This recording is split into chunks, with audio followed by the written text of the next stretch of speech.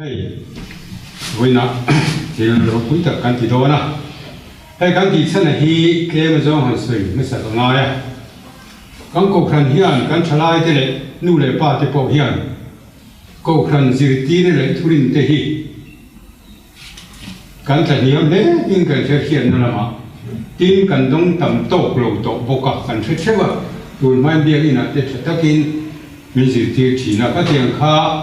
Căn tra hiểm thế và anh kia đó vàng in căn hậu tu tê cho nên ngay rồi tên anh tin nghe hay căn tiếng tí anh ngày tuổi cho nên ngay ta tin thì cái đang tê bắt bộ anh kia đó vàng in lúc điều xuân hi này ta ila thì chúa căn trả lại tê để nu để qua tê bộ ngay thật đủ linh số mi la thì chúa tháng thì khá căn hànhที่ชอบส่วนนี้จุดตัวน่ะเฮียอันนั้นบวชเสร็จโดนน่ะจุดจวนตัวน่ะพอให้วานนี้นั่นเดียวกันเนี่ยกันนู่นไม่วานหล่นตักไหมหุ่นชา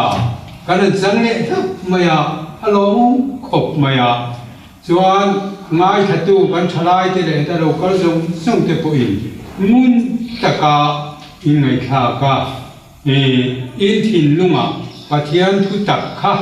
อินเพียรเทียนักกินาโอละมามันรัวชัดทักอินนี่เป็นตูรินให้ทิลฮีกันอันบวชใส่อันนี้แค่นี้จูปรำกันเนี่ยปีไม่กันนี่ตัวจูวางอินกันฉลาดเทียรำช่วยตัวเตะก็กันช่วยตัวเตะอินนี่จูวางอินมุนตะกานักข้ากันโลกปุยนะกันเด็กเชี่ยวกันไปเสียจู่ทุ่มมาต่อยกันสวยงามให้หุ่นดูไอ้กันจนใจมากตัวดูนะมาสาอินต่อยเตะกันจนใจไงป้าเล่ป้าเล่คราวเที่ยงนิมินนั่นป้ากันปะเทียนอยู่ข้างในตู้นั่งอินให้หุ่นชัดทักมินบัวเสียเฮ้กันเที่ยวติตุ่มนี้ฉลาดที่เล่นดูเลยป้าที่พออินรินนั่นละมาโซ่นักกันนี่อินตูรินหุ่นรอนมันกันตัวมาเฮ้งอาจจะบ่อยไปนี่หินแต่ตุ่มนั่นแหละที่นั่นเองว่าส่วนเองมาอันนี้ก็ว่ามีแต่พอเนี่ยที่เรานี่จู่ว่ามินเฮหุ่นกันมันไอ้นั่งอินมินมันปุยละกันทินลงน่าทบละอาบุลจังโตเชื่อมินอมปุยตูรินและมีการปุยตูรินอีกุตาอันหันกอลตีระทินอ่างไอทัตุจะจงปอินทินลุงกับการลงไว้ถ้าพาโซดปุยนะทันเล่นนะอันเราเนี่ยเทนตูรินอิคราวเทียงนิมินกันสบายินมินอมปุยมันมีสมองเจคริสตากันนัลปากินกันดีเจอาเมนเราปุยนะจูปาเลสราวเทียงนิมินเล่นอมโรเซอาทิรามังอินตุนาเลสตัวนิอาเมนปาเลสราวเทียงนิมินอาเมนโอเลอามาสาอินให้กันอีกเสียเดี๋ยวจะพอเห็นถอมเนี่ยที่อะไรทรูฮีปูสเตฟานจะคูมาอันนี้เซนต์แมรี่สโกฟนะลอยนี่ตินโซลามาเวลามันมีเปียเบรมีโซปูอันรูล่างทันคูมาอันนี้อุลิกอนเกตกิสอันนี้ตินให้มินไนเบรตูฮีปูไซมอนลารัมงากะอันนี้สเตกละมามีเกตกิสอันนี้จู่เปลี่ยนปฐุมฮิอันให้กันบุลาดออกมาสายินให้โอเลกันหันนินโจตั้งเป็นริงกันนี่ชั้นดำกันวางอินโกขนาดกันนมตาโกขนาดนี้กันเทียบเทียนอะไรเฮกันโกขนาดนี้เองติคุณไล่คันเงยปะเทียนินอโลดิน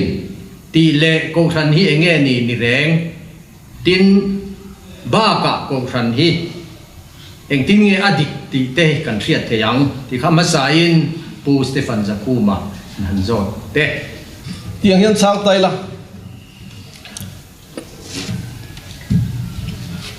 เองที่กระจังเงยโกขนาดอโลดินาโกขนาดนี้เงยนี่ที่ฮี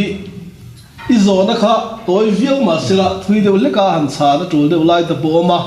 อัปปะนีน่ะจบข้าหันช่างมาสไตละเองเงยนี่ที่ฮีกองช่างจิตตั้มตะกินกันสวยเทียงจุงจิงจวน achina chuan lalpa Zion khopui ti te Jerusalem thar van Jerusalem thar ti te le chi sang sang am thenga tin thu thung thar a chuan Krista lal ram ti hi alar hle maya chu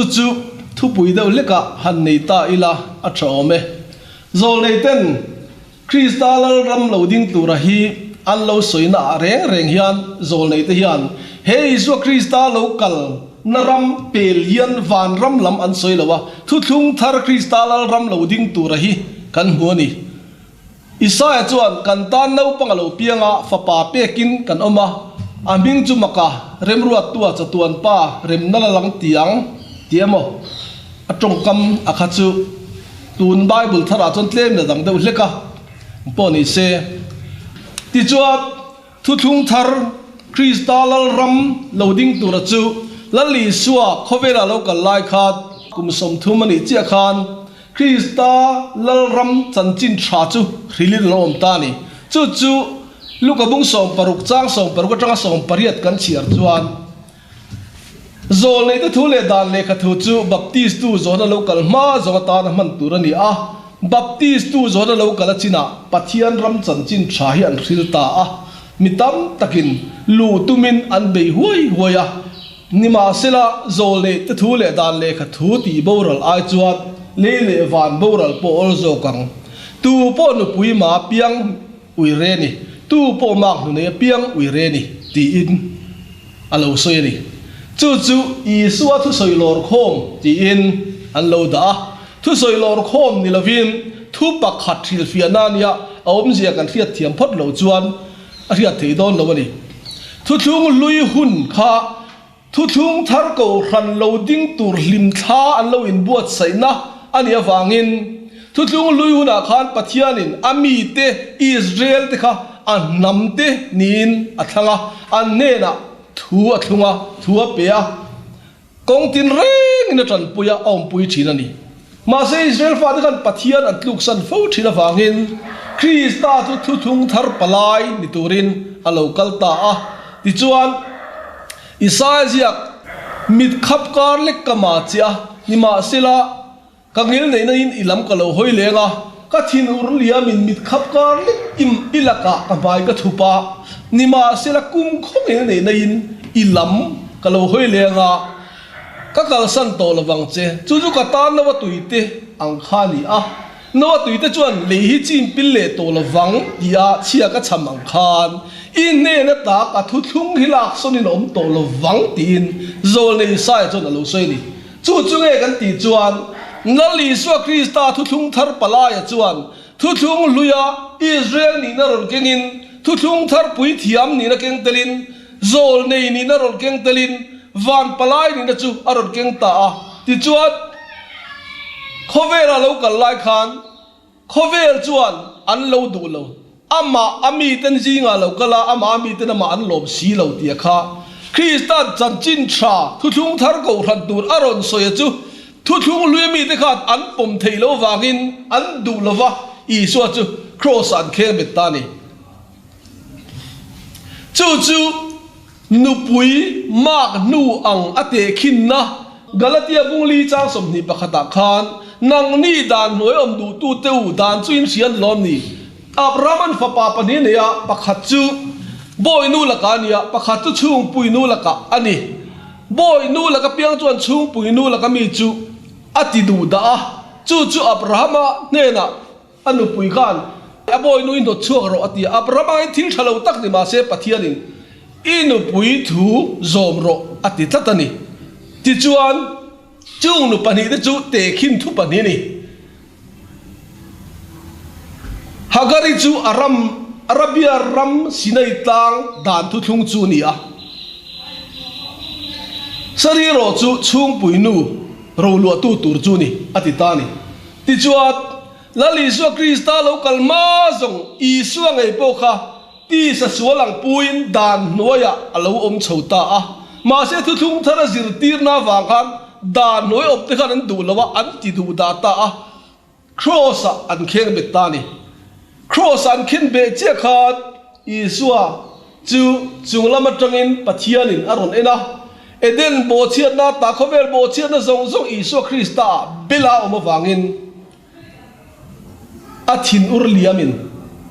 มิดขับการลิกอมตาจู่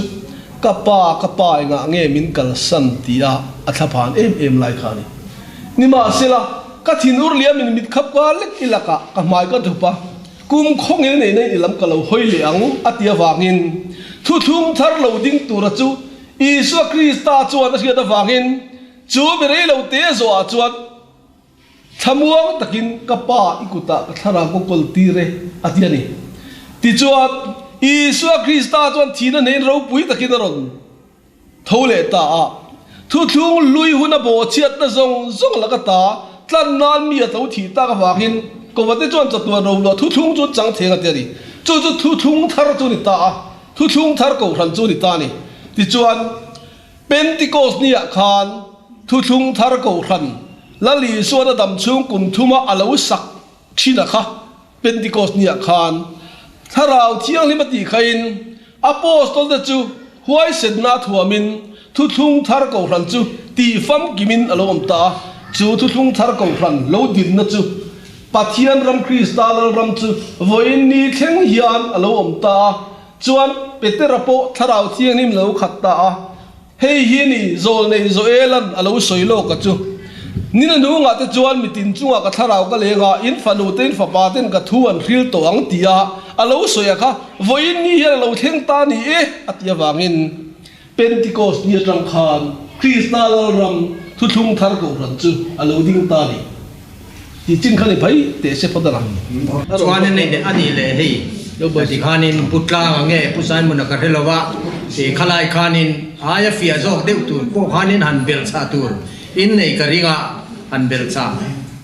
อุลาทางโกรันจุงจางเฮกันเชียตั้งไงครบไหมเนี่ยตัวไล่ใส่เฟียเวียวไหมตัวน่ากันนั่นไงทักกับปังจังปอคันทุกจงลุยละมาจังกันทีรจวนอารมณ์ใส่ตักอังคารมูเที่ยงลิมอันนี้ด่านตูร์เต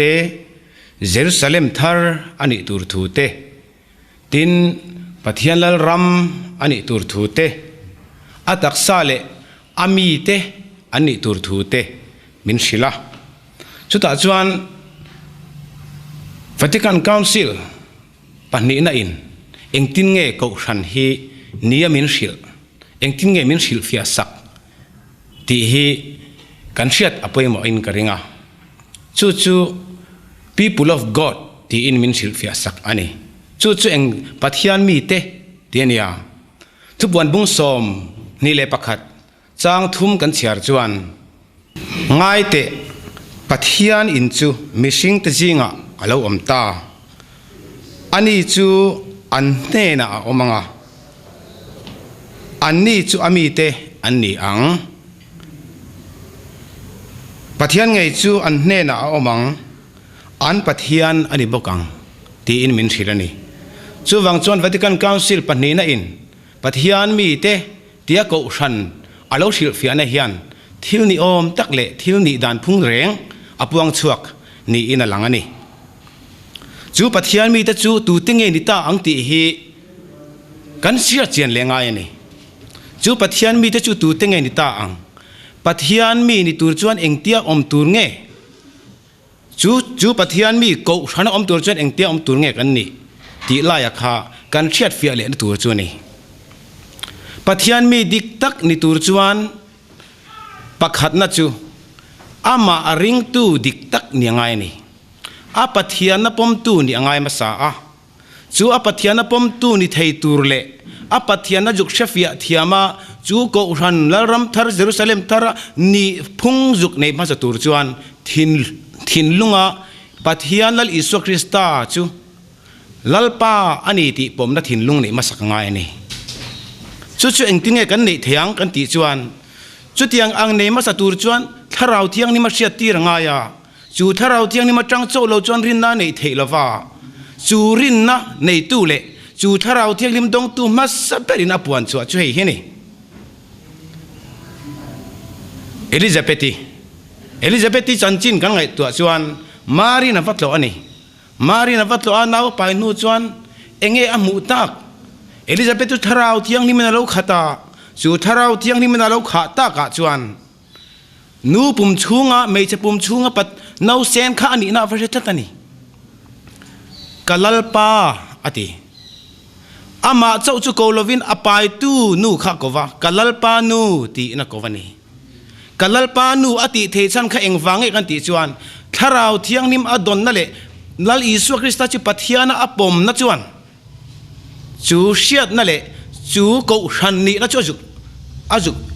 พอชวกตานี่จุดอาจารย์ปัทยานมีนี่นัดดิกตักจู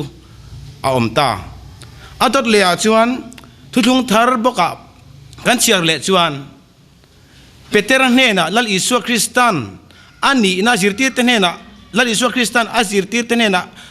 ตุงเอมีเตนเนี่ยมินเชียดเวนี่ที่อาจจะขันเปเตอร์จวนที่เฮียน่ะช้างอ่ะคริสต์ปัทยานุงฟ้าป่าจูอินี่ตีอินจูเชียดนับปอจูคริสต์ลัลรัมเยรูซาเล็มทาร์ปัทยานมีเตนี่น่าดิกตักจุกเชฟยาที่ยามตัวจวนนี่น่าอังตักจุกเชียดจุกในเตตัวจวนเฮ้ยหินยังไงเลยที่ซาอาจารย์เชียดนี่เราทาราวจังพวกเชียดนั่งไงเลยทาราวจังพวกอิสุคริสต์จุปานี่นั่นแหละปัทยานอันนี้น่าจุกบ่มเฟียจังเจ้าละวินเจ้าเราจวนปัทยานนี่นะฟังกิมจุกบ่มนะเจ้าจังเจ้าเราจวนปัทยานมีนี่นะอมเทลวะจูปัทยานนี่มีนี่ตูรจวนถ้าเราเที่ยงนี่มาเชียตีนนั่นแหละถ้าเราเที่ยงนี่มาปมนะจูมีไม่เปียละมาลัลอิสุคริสตันอาจุกชัยดานะจวนป้าอินะฮิบตันเจ้าเราจวนปัทยานทูเลอาจิรตีนะจูเชียดเฟียจีอันนี้เราเสียมินชิลบอกกันนี่จูปัทยานทูเลปัทยานนี่นะจุกเชียดเฟียนั่นแหละปมน่าจังเจ้าจวนปัทยานนัลรัมโกชนะอัติลเทอันนี้จูปัทยานนัลรัมโกชนะกันเตลเทนันจวนเฮ้ยฮิมินสิรตีร์ดันจวนนี่ลัลอิสุคริสตันกัทูฮิทาราวอันนี้นุนนับปอันนี้เกยฮิกงเล่ตุตักเล่นุนนัจุกันนี่ติตูปัทยานลัลอิสุคริสตาจวน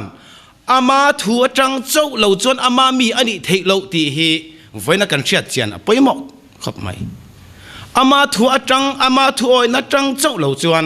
อามามีอันนี้เทลวะอามังไงยันอมเทลวะอามามังไงตู้นี่อัเทบอกเหกเราอันนี้อามามีกันนี่เทียกันตานจวนป้าอันนี้เวทนันจวนลัลป้าปะเทียนจูทาราวจังเชียดนาอินอิสุคริสตาฮิลัลป้าอมเสียกระเชงังโลกันเตียนอีปะอิติลันโตชุกโอยกันติยันปะเทียนลัลรัมตุทุงทาร์โกชนะกันอินภูมิลูดอันนี้ติค่ะกันหันตาร์หลังนนเวตุอันนี้เลยกงดังเดียวเล็กินผู้ชายมันกันโจตั้งอ่ะโจในสายข้านินกงเทียงลิมฮัลโหลสวยลำเลียนเทียงลิมจุลายจวนโกขันเมนหันเมเบลินขลังหันตัวเตะเดวินเฟียเดียวตะกินหันสวยเทียมโอ้ผู้ชายมันกันจอดสินเดียเนี่ยมามีแต่ข้าประคัดทุกทุ่งด้วยอารมณ์จังประคัดทุกทุ่งทารารมณ์จังบอกว่าอะไรหันโดนตายละการโซนเขาสันเองหุ่นไล่เงี้ยอดีนะเองเงี้ยเขาสันจุดที่ข้านี่ตาจดเขาสันจุดทุกทุ่งด้วยจังกินเองจันทร์โซนเนี่ยเจ้าอันรอนซึมคำเมสเซียเรากันตัวจันจินนี่จูเมสเซียอิสุคริสต์จูกูรันบุปุยตัวนี่ที่จูอารอนหลังงาลนี่จูที่ยังเจ้าจวนนี่จีน่าเวนันสวงคานอิสายนะลำเลียนเที่ยงที่มาเราสวยข้าเฮอิสุคริสต์จุยเตนุนพุ่งตัวจูอิสุคริสต์จวนเองดินกันที่จวนมาใส่กันสวยหลังดูจูกูรันเที่ยวไว้นักกันหลังนี้เองนี่กันเตียงอิสุคริสต์อาจิรติเตเนนะเองคิมตีตูร์ตีเหล่าตัวเปียจู่ๆเพนติโคสนี่อัตกินกันมุดชาวตาอาจิรติเตจวนนินอิสุอาจิรตินะจู่นุนปุยินอัตกับ practice อันชาวเจนะขมีเตริงตุคมอิสุคริสต์ถูปมทับตุเด็กกูรันมีเตกูรันกันติดตักจวนเหล่านี้ชาวตาอันนี้จู่เดียวจนจู่กูรันจู่ลัลอิสุจิรตีร์น่าอินงัดอันนี้ฟังอิน Israel lam liền thiêng lima lâu rồi cái bài te beng ngong te trong thầy lâu te khát tiếng te anh him na tu anh lom na tu rakha he Kohhran hi ani vậy nè chuan chú mi zir ti na chú chuan anh ti kan himang kan di chuan nova long tu ang de hang kan ngai to thina nova long tu ga hian chep te ponomila chan damin ko mani ti ka ngai to thina ni chu tiang chuan he Kohhran zir ti ne chang chuan ka ta na nin thina zalen ka du wangin chu tianga min phuat tu chu Kohhran ani a chú Kohhran phuat tu chu Krista zir ti na ni sia wangin khá mi zom tu ra Kohhran chung ka zon lu ve khan khá lam liền thiang lim zom tu mi te po bolong na tu khan ke mi po nang mi po ngai tha tu mi te po hi he Kohhran chung a hian kan lu chuan chú Kohhran zir ti na Krista khan wangin himna omani ti kha Isaiah zia khan min sil fia ta ani chu Isu Krista zir ti na ang kan pom hi ale tiru tisu ti te ti lawe mo ti ture mo thei pato pa chan kan lak ve hi chu kan himna tur chuani ti kha e Kohhran ni phunga kan soitel du kan bellok du chu kan soyang khan mi hian zo na min zo fo maya ma ro chu Catholic hi a san pai na din reng Krista ina adin Kohhran petera cha kal zela kha kuna lo rei dawa e khai hetir ngo chun unau te ti te ko kal te ti te ngot Minh hẳn này chỗ địch là về thì in Antioch khoa Bishop Ignatius mình thiêng lên Ignatius kan ti kha Catholic ni ro se quốc giống ni te se alo ti mai ni ti te kha kan ti lang du lo kan ni anh ti hun lai ngai soi thei yen o di za atanga za le pasari inkara khan he ming hi wa chau tran ani khalai tu kham khat pu Simon Aaron zo na kha Isai bung som thum panga chang riat thu kha athu kan soi fia deu hlekanga chu ta chuan lam lian a mang kong nen chu thiang lim na kong an tiang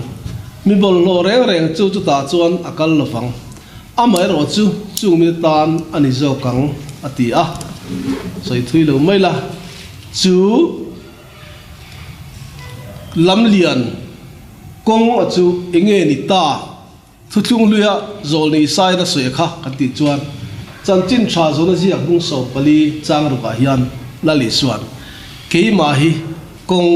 thu tak le nun na chu kani tu po ke ma kal lo chu pa nen an thleng lo wang ati ani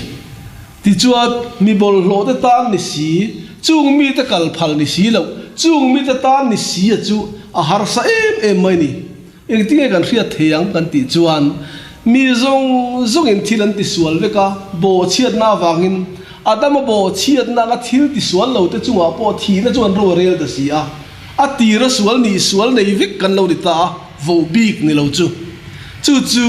la li zu Krista chuan kan bo chiat te kan kholo na zong te aphur thu Isai bung somnga le pathumai kan hua chu wang chuat la li suan khovel sual na phurin cross alo thita khovel sual chu thi sanin sual tel lovin nun thani la thole ta ni chu ke ni hian baptisma kan chan ve chi hian a thi na chu kan trom puya kan mi ring hlui chu cross a khen bin omani tin pole hiat romi te ne na le khathon bunguru changlia hian fia takin alo zia kani ti kha kan soital le lokani chu ole kana batok sela hi Kohhran dik hi apoi mo eng tin nge kan khia theyak dikha poi mo de mai ne pu za ku man point toi te in mian soi theyem aba zain ole Kohhran dik te na hi ban pui pali oma chu pakhat thiang lim apostolata Catholicos tinia ma se hi Mizorama Kohhran chanchin te anziana te trangkhayan thia ta wang ania tul da chin poma huap zo Kohhran tialelin ania chu mi ni lo chu apostol de Kohhran ani thei lo tin kanuna presbyterian tengei po hian anzira tin apostol Thurin pom thei lo chu apostol te Kohhran ani thei lo ti hi baptist Kohhran te po hi an pom nin ka ria presbyterian point heng hi charis thi an zir veka abu ni hian ka nei nge a ka chian na kha rei deuh lek to a ma se ala chiang le thuin ka ria ole afia kom mai lali suan nung kan zui na ponga hian thil poi mo tak mai pani oma Kohhran le Bible hi poi mo le mai ani ti chuan in zona toy te in han zo ta zo kila chumi chungchang chuan in ama sain nakina puja kuma hianin minan chang le sela kadua atoi zong in isuan Kohhran nge min pek Bible tila ti chuan in a chan thei mayang a ole ya Mizoram a hian Kohhran pol sang te lo ma heng hi pathian ina pompui vek nga ngai na te oma tin Bible hi kan ngai hu le maya aro pui boka mitam takin Kohhran aya Bible ngai poi mo te po hi a theya atam zo ki kan ni mai theya Kohhran nge isuan min pek Bible ti lai hi kan ria chian thera Thurin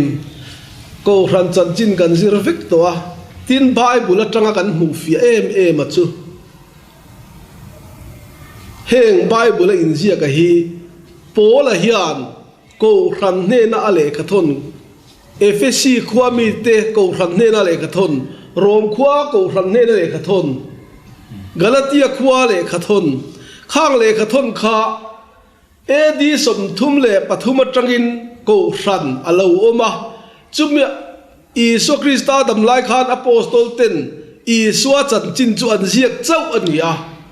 ti chuan Kohhran ro chu Pentecost nia tanga lo ding ania chu Pentecost nia chuan Bible thuthung thar Bible ngat phei chu ala lo ani thuthung lui pathian le ka thu ro chu a oma ti chuan nakin zel a ring tu te local so zel na tan ring tumasa apostol ten an dam lai an lo zir tir na le an le ka thon te riat reng ani theinan an la khom le a ti chuan ala khom tu te chu Kohhran ani chu wangin Kohhran a om masa Kohhran chuan a Kohhran member te ne na tir ko te nan le ka thon ka an la khoma Bible an chil khom ani chan chin thasiak po hi tam taka oma som pariat a molaya omani ma se chung zong chu buin siam don ta sela tu ma ken theilo Kohhran poina man le theilo khoba le khabu cha le li re dona chu wangin Kohhran chuan khom puya te ngai tuin aken thei tok aman thei tok hetiang hian a busom sari le pathum china hi Bible atali siamang u antia Kohhran thutluk na in Bible siam chaw ania chu wang chuan Bible ai chon Kohhran chu a masa ni ti chu a chiang hle ni ti kan Bible atang nge hian a riat ani ole pusai mana han belle tu inai ka ring dewa toy deu te in han te toy deu kha kan ma ni nia Kohhran nia masa Bible ti han soi don chon ai kan khot lang a in rel bol dan sang kan ne ti ta tang hian cheng ka ria we me ma hian am to ma sangai mun chu kha ti deu le ka hi zau na kha ta chuan Kohhran chuan kan sia Kohhran lim thla kan soi to a chu da Kohhran nia masa Bible kan an ti le Kohhran kan ti church kan ti hian ai ma na tu Thurin a siama apostol de Thurin chu ta tang chon he Bible ti lo try dara le kha thon te la khom ne chu mi Bible mang le chon he porang sang kan ti denomination kan ti hi Bible try na lo pian thunga ai cha chon dan chu Christian Kohhran ni saka chu Kohhran chon ai nga na tur le ai ve na tur ponianga amma ai enkol na tur ponianga chu Bible a siama chu Bible mang le chuanin heng denomination kan tiang hawi alo piang vele chawani chu wangi fia takin kan Bible tangte le kan vela thilo ma tang pon kan mu thai ni ka pe ani chuan ni suwa chuan Kohhran min pe zo kan ni ti na deu chuan lang ani bo ma chiang ko bani ani chuan khalai lam tang khan in nge he ta do na om thei om em nè kha kan thiet angin Kohhran chu min pe ma sa ta nge me ya he ti lai kan om na hi protestant ramania kan thiet thu angin kan che vel te han ti pui hian bible hi an tlo chan ngal bur me ni ngal top maya he ti lai hian amai ro chu bible lo om na chan hi an soi tel ngai mi lo ta kan protestant unau te hian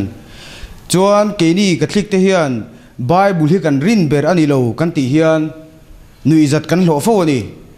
khatila hang kan zo du na chu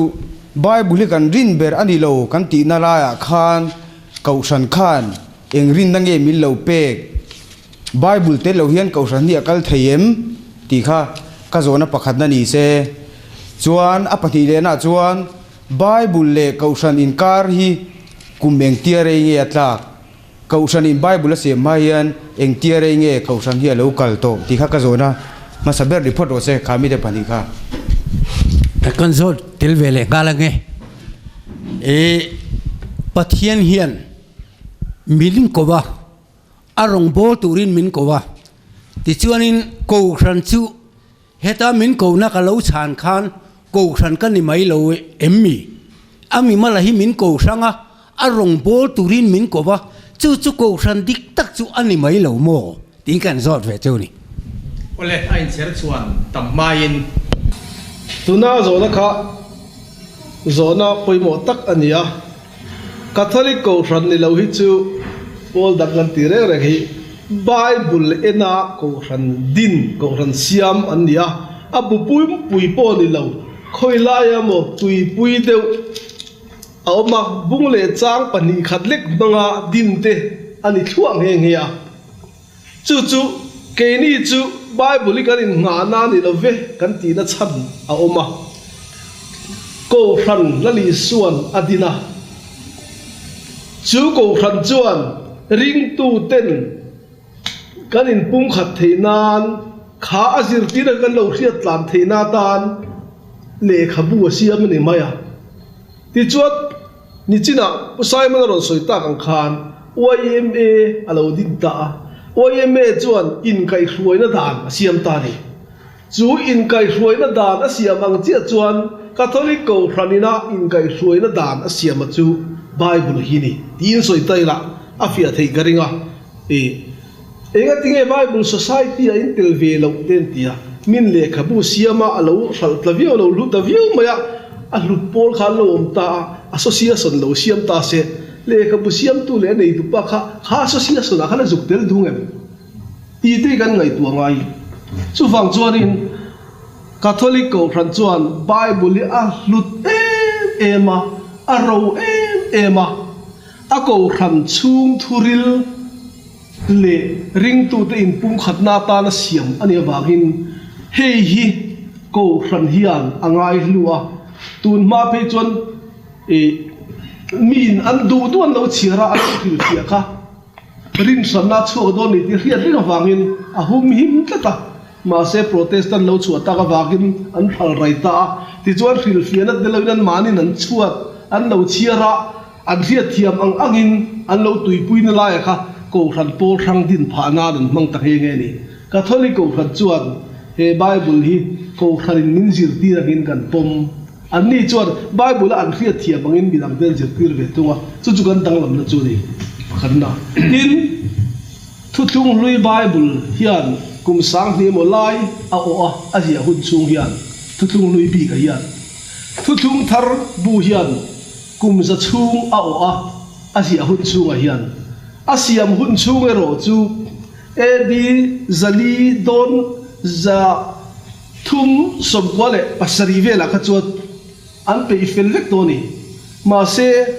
printing press a hi ala om lo wangin German rama sangkhat zali somli tanga sangkhat zali somwa inkar vela khan printing press hi pu chu achawania an chut masak ber chu Bible ania nge na buzaruk vel chap an na chu the ni chuat lai em jumo sangkhat zali somli panga ti vel ni chu chung hun lai vel mi a chau chu da oba protestant lo chu don trepa Bible hi khol chu the ni ama chuan ti boral an lo wangin kan bishop ten an veng uluk ema father du soi lo bishop te point an tang kim lo ni chung chu mel ma te khan ti chia don tum thina le kha bu pa ai lo wang le kha khong scroll an ti te ne wang sabuna ji te lu phe ka ji ka ne wang nun aven tak me wa ya pu ka te monastery hoten an chen chil in an ria bo pui chang te pom thina ni chu tiang khop chuan bible ka thari ko ran ni lo hum hi ma chu tiang khop chuan dom lo se hoi ni hian bible hi om the ni lo bible kan nat lo ve kan tia wangin bible kan van no le ti na ni lo bible tel lo hian catholic ko ran hi hun ri tak lo kal the ni voi ni ro chuan bible hi kan ngai lu kan hum sai me ma ti hi khia ta tha khop mai ko ran kha ding ta chuan bible kha nu da ya lo om ta khami kar kuma kha kumeng zan nge tlak ti kha la sang lo anh ya Putlang than sang sang Bible siam le putlang a mi kan soi don alai ka edi zathum sam ko pathuma thipo ko a khom pui awma chuta chuan ko hanin kha tir ko te ina le kha an jiak tele thil chi sang sang ro ko han ro lu itiang tuan loi nut chi ang chi ang te kha lak khoma rem khom dan ngay tua ania za chuan rem khom tura thupa sania chuan kum thum chung kum li chung ani chu an rem ta mon edi za thum som ko le pasaria khami than khom zon khom na kha zo fel ni in arem khom kha edi za thum som ko le pasaria kan nei chauta ni ti chuan edi som thum le pathuma ko ran pentecost ni alo ding ani si chuan ti ta ila edi kum za thum le ti vel chu bible om lovin ko ran chu he khovela chan chin tha wa vai puin le hrilin nun puin thuro chia mangten an lovin en kol thin ti kha kanan sil duwa ka zona pani le na tan bible thiang lim hi catholic kauran hian busom sari pathum kan neya achung thu hi chuan kan unaw te hian kan unaw protestant kalpeng ta te hian an pai chen ta ni hemi chungchang a hian in apoina omem bible lo pai chen veri ngothi anei tu te point kan pai chen lo la ya kalpek ta unaw te zo kina an pai chen le si hi apoina omem ti hi kan zor le ni e ole kan chang mai nga cái này chọn pai kan ti khop maya an pai chen dan chung chang he toy te kan riat ka duwa bible akha atira chuan an mani hebrai to jiak ania chu Palestinian canon an ti khania chuan anu akhan Greek to jiak khalom le ta chu Alexandrian canon an ti khania LXX sip chuajin an ti nge hia chu somsari tinania a number a po L asomnga X paniam ga som ni hoi del khom kha somsari tinani ta bu somsari tin Greek to atun bu somsari tinan da mo tinga chuan maro chu alo chuan le ani phu akhan khami hebrai tonga anon ji akhan thu lui Israel te akhan rindan in phir om tak mai ni chu pakhat chok chu sadukayan tia pakhat chok chu farisai an nia Israel ho jinga sadukai thole na omlo ti tu te khan le khabu akhan du lo an ni ta tuna apokrifa tia aming an buwa hi an zia hun la ya khan hebrai chong akhan akim chi alo de wangin an soi ve bokani khami chungcha akhan chuan busom sari le pathum ka ko thanina kan pum ani lai khan adni hoina anlo pai then to busari akha malakia le iswa krista local in karla ya khan kum zani vel zol nei te pona puan vak lo hun chu omin an soya chu ti run lai vela ziak chu ni in an soya ambinga khan e deuterocanonical antia chu le khabut chutna nunte tina angdawani chu Kohhran chuanin hei hian dike kan ti kha protestant an lo chu khan catholic ina ani ati kha ani chuan ani lo ve anon ti ngai ta ni chuwang chuan a chan bul thu po soi lovin heng ang a hi Martin Luther khan hemi chau po hi ni lovin thup wan te po a pai thla thina tin a pot thla a wa hian thup wan hi tin chu ba ka engeli Esther te po akim lo in an da nual maya mà sẽ nua ăn sụt sầu lệ khan ăn lập tiếng sầu lệ mấy chậu rau cái này à hiện cái bồi chú vàng chuan in Kohhran chuan abu kim lâu hi chuan busom sari pathum lâu hi chu Bible là kim thầy lâu tin apom data kun rei tak afia rei thei lo khowele hial reng line tun kum zabi som ni na kum tir lama khat khuta Dead Sea Scroll an ti mi panau pang pakhat khalin puk afoma chuan thil re ka khia anjuk chui chianga bel o ma hum bel a chungan an chuan kha le khapoi mo tak mai kha lo ta le kha tila nge ni savun po ni mai thia na ga ta po ni mai thia ti ke ja tlong soyang deu khanin papyrus na zia po ni mai thei khatia uluk takati kha an han em chianga archaeologist ten an chui chianga tun lai thiam ne an em chian khan Hebrai tonga ji Bible an nge ti an chia khata tonga an chui so zel kha busom sari pathum rik tonga ji ka hian Bible hi akim changa ni ti khovel hian tu na hen apom thar le ta ni chu bang chon busom le par khachu Bible kim lo ani ti hi khovel hian tu na hian apom me ka ni boleh kalam kai du to bang soi do cho soi du na tam maya akai soi kha afia to ka dinga tia tu helai kan ho tu te dan soi a khan Bible silfia chungchang a poi mo deu kha Kohhran chavin Bible hi a silfia the ani ti kha kan ho tu ten Catholic Kohhran a chon chu an non nin sil da na ni ti kha pomila a tho me ti chuan zon na danga kan kal le anga hei ke ni Kohhran Catholic Kohhran hian Kohhran super hatani kan anti lat maya chumi chungcha ga chon eng tin nge ya lo ni the ka pusa a hian in bulhan tran sela athange ole Kohhran hi ngali so Kristana din dan phung renga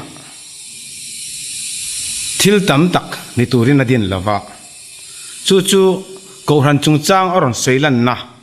masaber petera ne na khan he lung pui chunga hen ka Kohhran ka dinang tin khe Catholic Bible a chuan le lena nia he lung pui chunga hen ka Kohhran ka dinanga chu mi thi khokul kong khar de chuan angam lawang ati tu che thei lawang ti nani chu ti ni si chuan ka Kohhran ati chuan thil dam tak po ala ni thei me lo mo Kohhran dang te hi ala nei me thei lo mo te po hi ngai to na mi tam tak chuan an nei me theya thil om thei ala nei a ka Kohhran ati chuan ama Kohhran kha ama khan tam tak lo nei theya mo mi pakat pon company tam tak an enkol thelom kan ti thei ani ma seng in veng tu pakhat nuai om turin huang khat ani le ta ni chu company sang ani thei ta lo to chu huang khat ani chuan company sang angemo ho sang emo angani thei to lova chu wang chuan veng tu pakhat nuaya rin na mun khatin berampu enkol na nuaya lal iso Krista enkol na nuaya ama berampu chuan berampu dang zone isayan min sil angin min peya berampu dang karwat sakang cheu atiani chu berampu kalarwat sak tu ama du than ange berampu min ruat sakachu peterania chú Peter nè na chuan khát tiếng anga Kohhran pakhat ka Kohhran ka din angan ti tak nuwa khan huang khat nia rin na mun khat te baptisma mun khat te lalpa pakhat chu tiang ang rin na mun khat ba lalpa pakhat baptisma pakhat nuaya oma Kohhran in din tura ne wangin thil tam tak ani thelo thil pakhat ani ti ele ngai dan mun khat mani ngai dan ni lawa Isu Krista ngai dan ang chawa nung thei tur anga kha chu chu Kohhran om dan tur phung chu ani ti chuan efesi bungli chang somli le paruk kan chiar chuan a ko chan cheu be se na thumuna ko in yang bok khan tak sa pakhat le tharau pakhat chau a oma tini achina kan seitak ang khan lalpa pakhat rina mun khat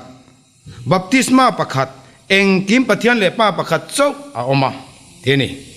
chu chu Kohhran ni phung tur le Kohhran om dan tur min sil chu ani atot le a chuan chu tiang ani ta chuan ngai dan dang po apani dan emo pathum dan emo kan langai to sham thei mai thei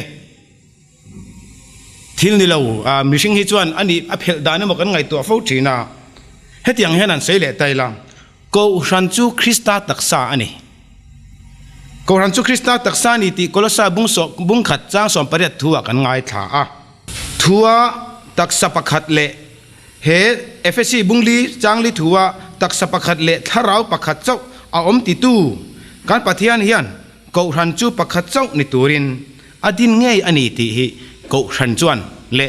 pathian ring te chuan kan rin dan tu ni in alangani adot le a chuan nupui pakhat chawani nupui pakhat chau nei tura rin na le thu zirtir min petu hian Kohhran chu Krista mo Kohhran chu Jerusalem thar Krista mo tu puan bung som ni pakhat thu kan ngai thak ang kan chiar theng ang khan khothiang lim Jerusalem thar chu mo apasal ela moi taka in thuamin pathian henami wana ta lo chuk ka muwa tiani chu Kohhran ni phung tur Pentecost ne tharau theng nem lo thenga Kohhran ding tur sei na ni ti in kan sei thina adot le chuan bung som pakwa kan chiar let chuan beram no nu puani tur thu kan thebok tin efesi khwa ring tu ten na metiang ni pol le ka thon kan chiar chuan Kohhran chu Krista mo ani thu te min thil bok ani chu ti ni si chuan nupui pakhat chau nei turamin zirtir tu hian nupui tam tak ani bi kan i chuan affair lo le the ani atot le a chuan Kohhran chu Israel tharani Kohhran chu Israel tharania eng ang pon bo chia inemo tluk chiat sanin mo pathian dang te po han pathin ma seng Israel dang Kohhran lim tha kutlung li Israel ho wakha Israel dang nam than thar dang anei theilo Krista lo kalma chu nam dang athan san ngai lo chutiang ani sia athu tiamarin omle ama a athu ding tat pathian chuan nam thar Jerusalem thar arandina hian zolne Israel ka bu kan chiar kha ilaka ka thin urle to lovanga atiani kangil ne na chukum khotlai tuanin a om ichunga om toang ti nachina chiar tak ang khan kum khua atan ani dona nam dang than san lo tur ain tiam ani si chuan pathian hian nupui dang min nei san lo wang ti hi kan ring ngoi tur ani ring tu te chuan ti kha kan han sei tu ani adot le a chuan isuan apostol te manga Kohhran adin tur chu tong trai na nen anem hetani pum khat ni turin Johana bung som pasari kan chiar chuan kapa nang le ke pum khat kan ni ang bok hian ani po imingin humro pum khat ani theinan atiani hei hi tong trai satiani lova lalpa Isu Krista tong trai na ani chutini si chuan keini dai tama kan pa pithel te nen chuan ain ang lo mai thia pindan fian rial kan nei te ai po hian alu thu nge yang ti karinga Isu Krista tong trai na chu alo ki nge yang ti po hi Kohhran chuan kan ring ani tin mi pui po in kan rin tur ani ring tu kan in ti don ani chuan chu tian ni si chuan Kohhran chu pakhat chau a aya tam om theilo rin na mun khat nia veng tu pakhat nuaya om baptisma chandan sang sang ni lem lo mo baptisma chandan sang sang ni lo ngai dan tu mun soya om in om ka du ti tu hian thu mun soi le theilo he le ya point rem le theilo wa wana i han in rema chi sang sang han in rem thu chu thilom thei ani lo wang ti kha kan ringa rin na mun khat baptisma mun khat pathian pakhat le huang khat le beram pu pakhat nuai om tur angin Kohhran chu alanga ni ti kha kanan soi ani haka chan ma the na ni sela thange le pu za kum han bel du in ayem bel te vak pongai lawa Kohhran din tu chu pakhat ania Isu Krista chu Kohhran pakhat chau adin boka adang lo din tur thua hi asoi mi lawa pol rang lo om tur thui chu soya ma se pakhat ma hi mala som lawa apostol te to hian Kohhran lo din le tur thuyan soi lawa ma se Kohhran atanga kal peng turte rin san na lo om turte tam taka soya pakhat ma malan som lo an fak lo boka Kohhran dang ding turi chu zol nei te soya kan mulawa Isu na soi lo boka apostol te poran soi lo boka Kohhran chu pakhat aya tam ani thei lo ti hi ke mani chau poni lo kan rama Kohhran lian berberte Presbyterian Kohhran te Baptist Kohhran te poina an pom dan thonia an zirlai bua po an nim ngat chiang ema chu wangin Kohhran pakhatani ti hi chu a chiang lein ka sia ani le lama tang khan zo na om themไม่สนเลยเลยอันนี้เราเลยKohhran chu pakhat ani adang om thei lo in ti ya Christian kan in ti veka Kohhran tam tak kan om sia hei hi enge a chan ti chuan he lali suan a Kohhran din chu chelo turin a soi si a heng hi enge a lo pom ve ani chuan Isu Krista chu rin tlak avani om lo ve do soi ani mai long mo ko vela Kohhran tam tak a om sia ti kha kan zo ve le lok tiang usai monan bulan chat se putlang so na oi lam deu khanin tumilamo a chak ko ping ka sia kan chang do nga tôi te win thon thui kan chang no bangan ni lai kan July khen kan zil to middle paru khen science ena ta chuan a mai khoi tu ka chuan anan hoa kan tianga anan hoa sai kha enge ni tian soi ho ni chen chuan science mudan kha ban angani titlat maya a thenin chem angani tia a thenin thangra angani bang angani ten tiani enge chan kan ni chuan adul chau khoi tu khan sai kha bang angina mutlata a ke che mu tu khan sai kha khoi tu khan middle ni meu wangin bang ban angani atilo theilawa a beng khoi tu chon thangra angani a heta a ngau khoi tu chuanin a chemte angani te tia khatiang khan ani mil thei reng lawani ma se asai akha enge ni kan chon khang zong fun khom tu kham mit negin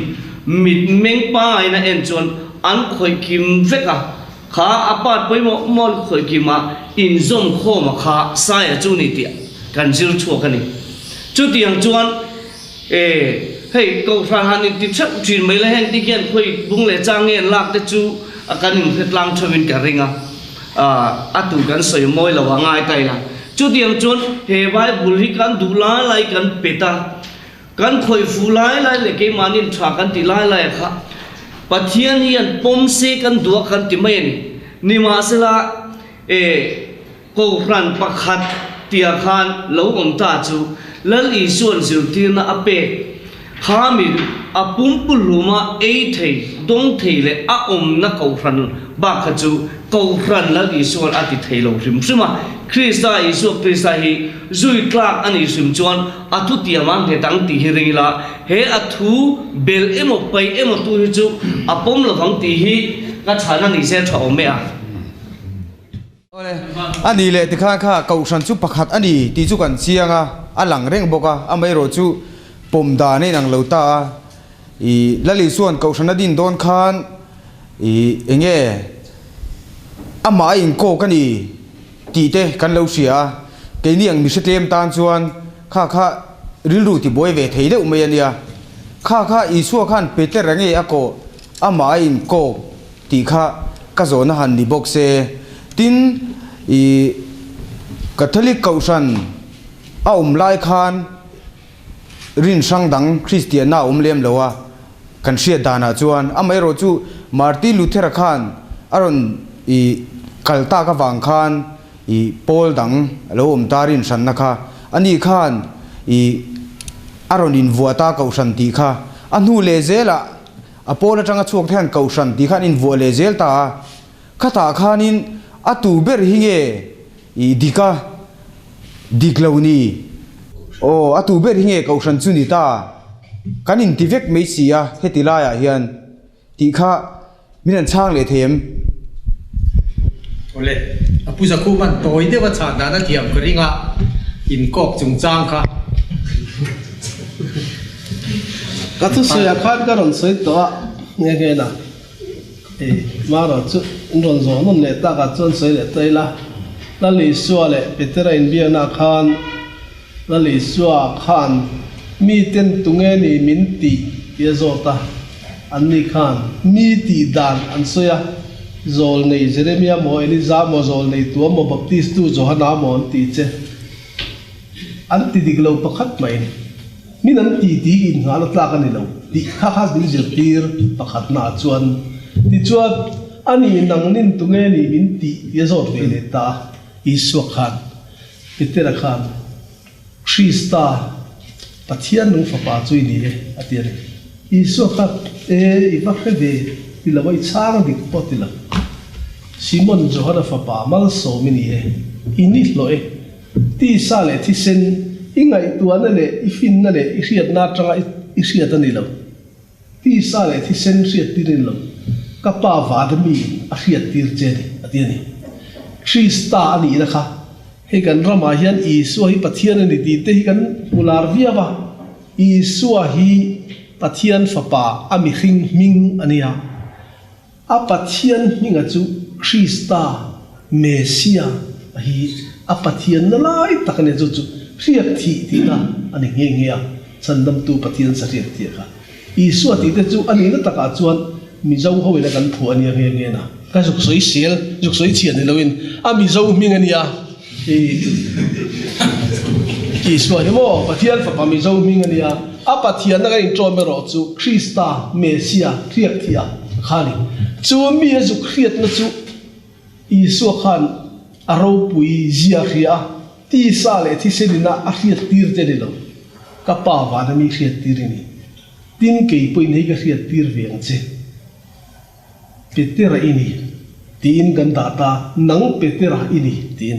a ganda wa gen mi hring mingin ganda ma se ni na zo ka khan lung pui ania Greek tong khan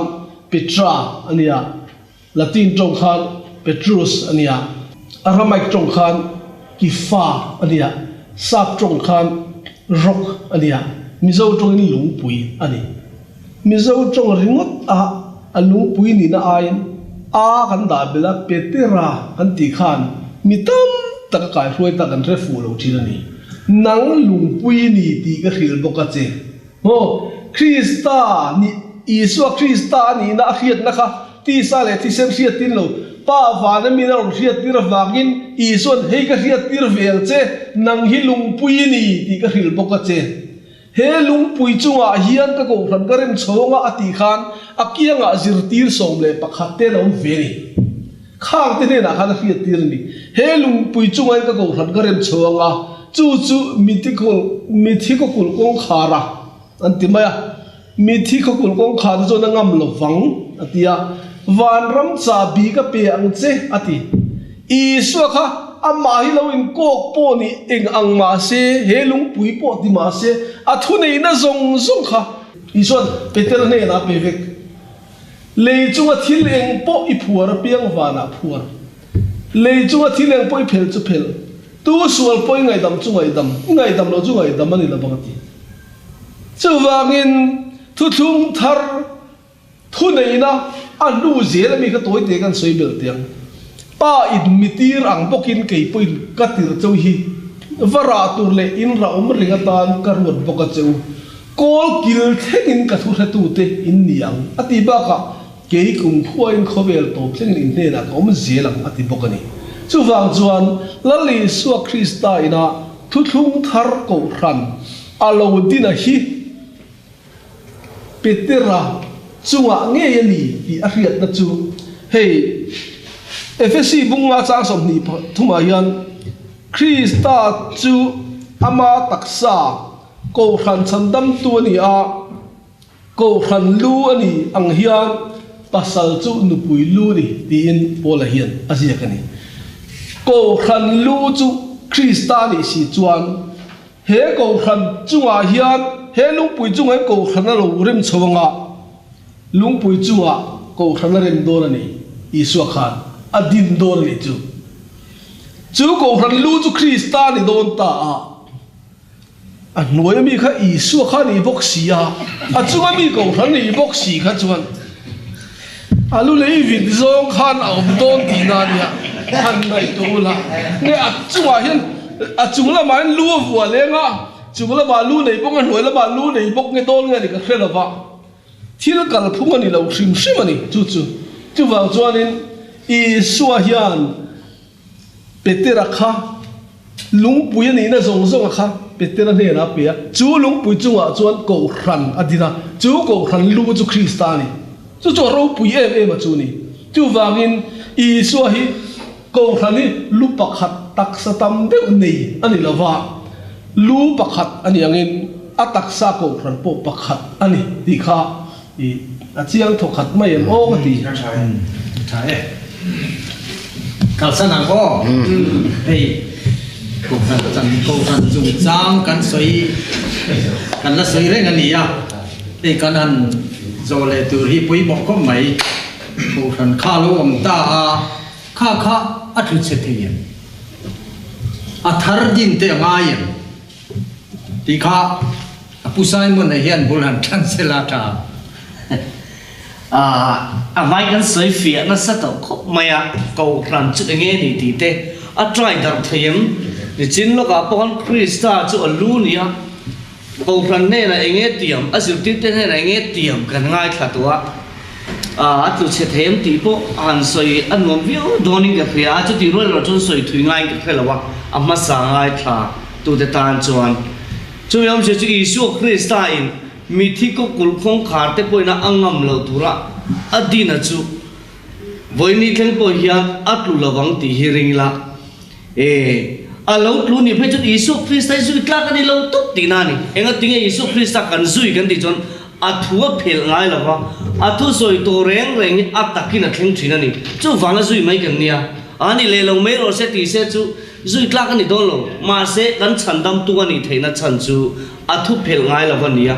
chu wain ama akanan soi fiana atanga kan ngai thak ko ran pakhat ani na tur krista tung khamte ape apostol te aum puina tura tung khamte zong song khan nge takin khovel to a hol ro zelani thang thar lo om le zel tu zong ne na ko mani chumi ni wang chuan ko ran chu atlu che thei lawani ti kha toy te in kan soi ni ta sela athar din nga yem ko ran he tu din tu ne an ti tai la boi ni an mo purna nei kan om lo reng ani pole ro chu sam de ni ti lai mi te poyen kan tin theya mi chu sang in ang chu mi khapi chu ni la kan in vo venga ngoi te ukum som nga kan kal chon kan fa te chuan in ko ran tak tak lu ngai nge yang ma se tu din nge ti tai la nang ni le ke ni kan ni tho ni tro chu tiang che chuan ko ran din chu kristan na nia cái này rồi chú cũng thằng zuan lu châu chú cái tỷ tu rom chú này hết tỷ lai lâu tin về chú lem na mấy mấy này Christ thì nó trong chỗ này nó bằng khoa lem ông châu cái này đồ này tỷ khá cái chả này sẽ trộm mẹ cục ra rồi biệt Thurin này em này em là vậy thiếu bơi mò chú nó chỉ là thùng mắc ăn sợi khá hết tại hiện là lâu lăng chiang anh Christa thu hi thu tak anga kan oi don chuan atlu chelwang ti hirin mai apoi mo ber adot le chuan Daniel abung ni thu kan chira khan ti triawani lawang adot le chuan ti triawani lo mai pialama akan sei a Bible thu ang deveng khan sei taila chunglal ten ya chuan van pathianin ramar din adinanga chu aram din chu engtika ma ti triawani lawanga athune na po tu kuta ma lan chonin ombok hek lawanga tia khatiang ang tak kha Pentecost nia loading tour Peter nena Isu Krista chu soi nge ya khani si chuan zol nei te podan puan Isu Krista Mesia nge poina puan non anem nge ati fam kim nge ya chu ring tu nia ringam ni hi Kohhran huang chunga juk in bar lu na le Kohhran ni thei tur mo phurna poimo berle ni dan tur poimo ber akong thaber chu ani bokani ti kha kantar lang non le do ni chu khover to khleng panin ne na kom je lang ala ti chu yamo point da kan kal le ka Kohhran chu chang boka khan hei ke ni Kohhran chuanin apostolic kan hanin ti ta chuanin Kohhran chu apostolata kan ti ani kha eng tin nge ni da na kha pu zakuban bulan tran te se nya Iswan Kohhran adin lai khan chida kan soita chanchin thama thai ja bung so paruk chang som paruk atanga kanan soita ka kha Iswan ron trong chwa Kohhran chung changa atong chwa ma sakha apostol te nena ani a ti chua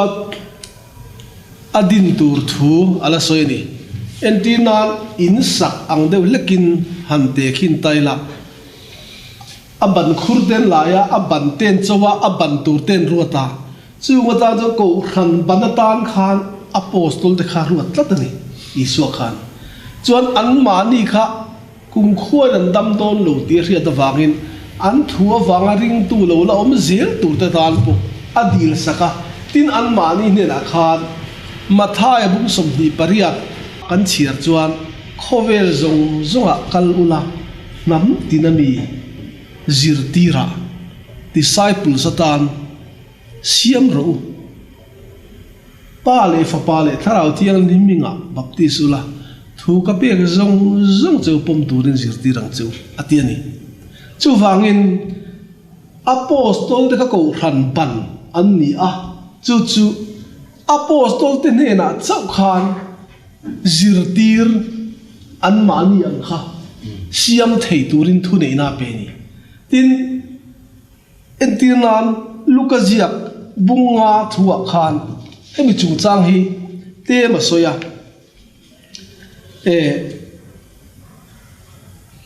Peter chuan engkim kalsarin ama azuita a atiani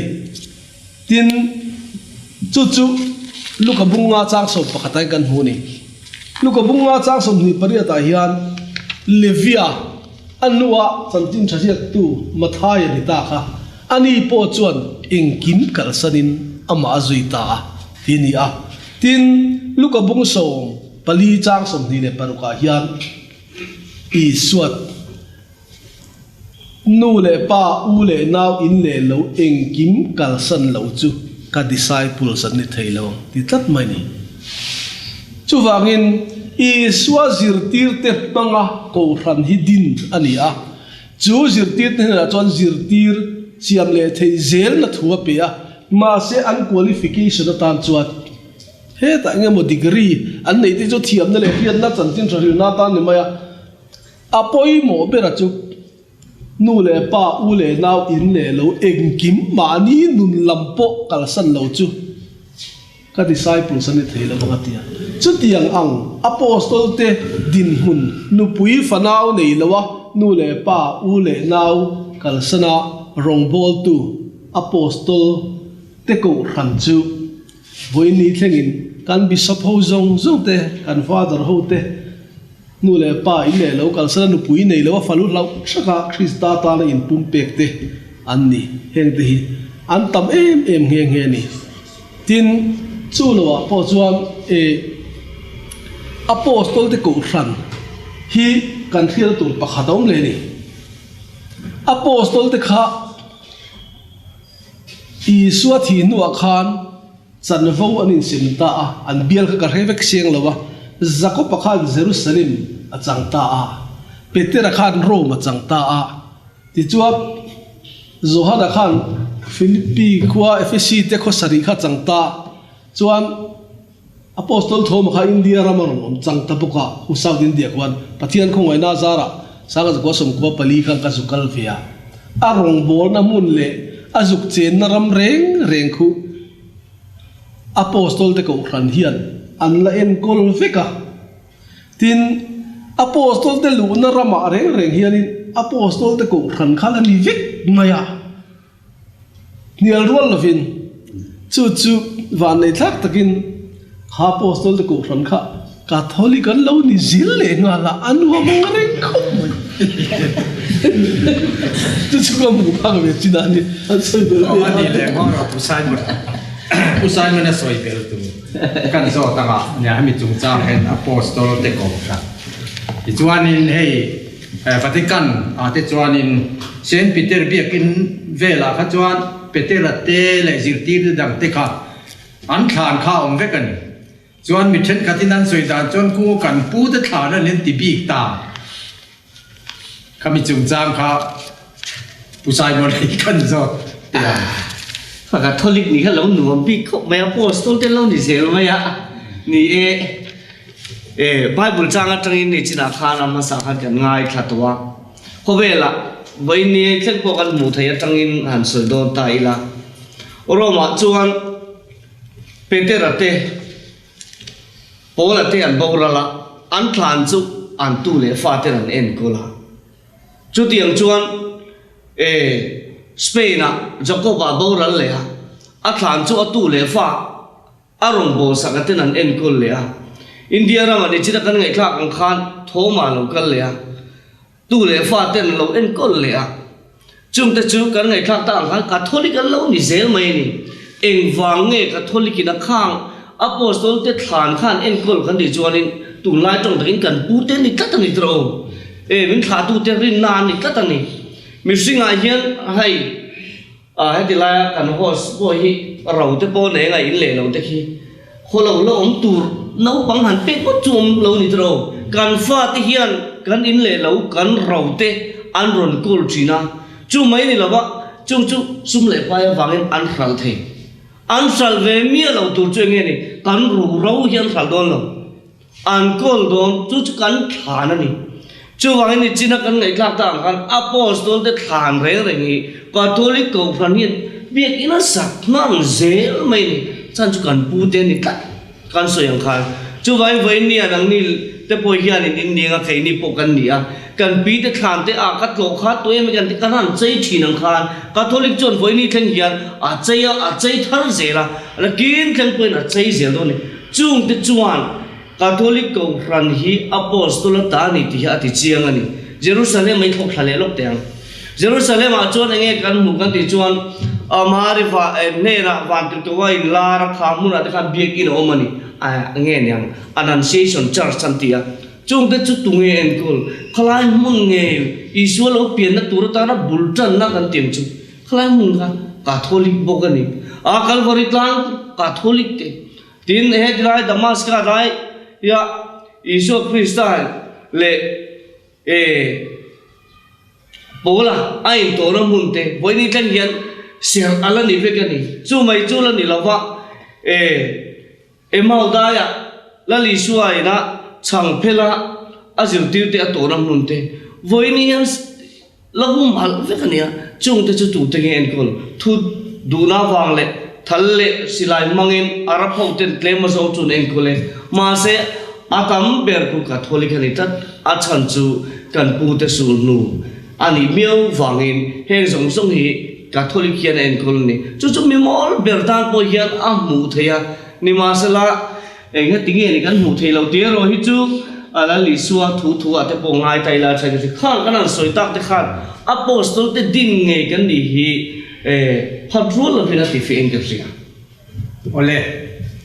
zona dang kan la nem lai kai no ya khan mo tira hian han bel velo ni putra hanan ber ve duwe apostol te khan lali suwa tangin thu nei na an nei ti chu kan chiang khop maya midang ni nan lan chong them ti hi boy pui am ve dek mai nia an lan chon thei lo thil kha apai mo shet ve anga ni alo ni reng theya alo ni ro thei boka chu kan ngai tu atela kan shet ve a tha in kan ringa asina iswa tong trai na kan ngai tha ka khan an thua wang ke milaring tu re tan po ti ani phota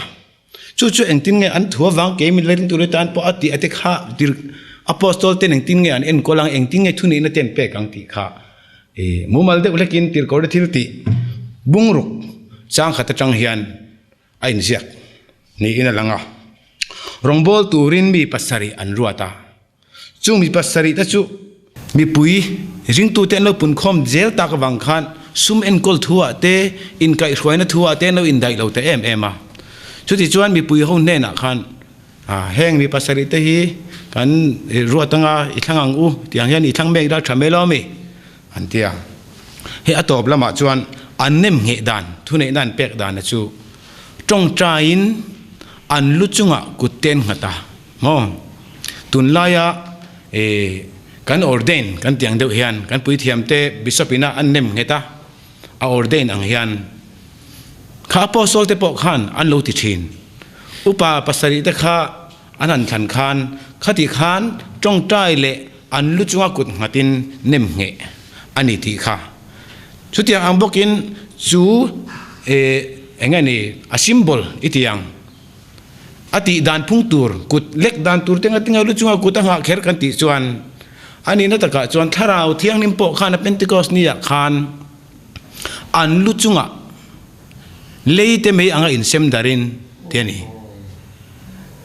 chutiang anga ni chuan leite me anga in sem darin an lu chunga futa theva chu chuan an lu chunga patharau thiang nim kutin malasom anem nget chutiang ang chuan tharau thiang nim changte chuan upa pasari ta chu kutin an lu chunga kut ngatin an lo nem nget ve a an tong trai nan thin ti kha kan han tar lang non de me du ani phải hay Kohhran chungchang Kohhran trobul kan soya atop na beratan hay huam zo kan tia ke ni Kohhran chuan kan clip hemi chungchang a hianin eng le kabut tangin emo kan ta na fia deu thei turin puja kuma ai lo som tel huam zo kan ni da nek tinge huam zo kan ni fia da nak tu ra kha huam zo ti atong bul thu ma chuan Catholic ti atong an le ni ti siang renga kum sanga zakwa somrian le pathum kuma khan Mizoram Kohhran lian ber Presbyterian Kohhran chuan an lo zir to bungruk thua khan Kohhran te na banpui pali an siama ain ziaka Catholic Kohhran poi nei apum thapa chuta chuan pakhat thiang lim apostolata huap zo tia noya khan heta huap zo tia ka lelin hi atong bul thu ma chuan Catholicos ani tin ada ti chuan huap zo ni tur khan ate fung asiama ate fung kha siam thiam khop maya an soi ka chuan Presbyterian Kohhran khana huap zo de beri lang he ya i ngai no mangrek takania tuna poson ka kola mà rồi chú Catholic cầu khẩn na thir về đàn à chuan huap dấu ni tur chuan Catholicos rồi chú universal anh tất thung anh chú chuan hun tổ hun gal tổ zong hun mek le lo la tur a huapa tin mitin vana mi te le mi te le noi mi te a huwa vek boka chu wang chuan huap zo ri tur chuan huap zo ko khan ni tur chuan vai reng te le tong kolong in kar ringot mai ko khan te hi chu huap zo ko khan ani thei lo sim ti kha an chiang phot maya tin India ram chau huap te han soi mai cha kom te po hiom thina ma se in ria thia bai ka ringa tu bakin huap zo le do chuat khovel zung huap ani lo chuat huap zo ani thei lawa pathian thu hi du lai chak ni lovin avai hian